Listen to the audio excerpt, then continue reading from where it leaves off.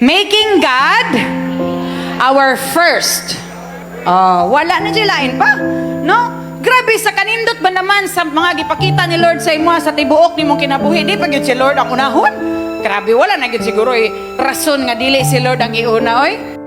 Sa tanang panahon, sa tanan inig batas buntag, sa tanan inig buhat nimo mga dagkong desisyon, inighimo nimo og mga dinagko nga mga lakang sa kinabuhi. Unaha lang gyud si Lord sa tanan.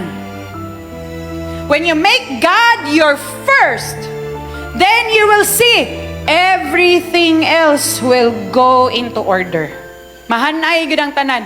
Kung si Lord ang mag-una, mahanay ang tanan. Kung si Lord ang mauwahi, astang gubuta sa tanan.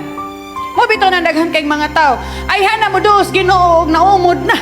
Tanawa, dili na lisod na kaayo, tabangon. Kay wala nagubot na nabuya na tanan. Pero bago pa man ka mamuhi sa tanan, unaha lang sa Jud si Lord. Itugyan lang sa Jud sa Dios. Ihilak sa Ginoo, isangat itos Ginoo. Di ba makita nimo? Sa diha nakatuna na ko ning prinsipyo ha.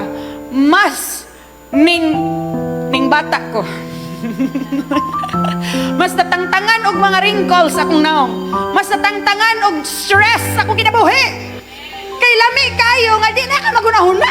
Isang dito, bahala na si Lord nimo. Amen? Dili man na pamahala nga murag way padulungan.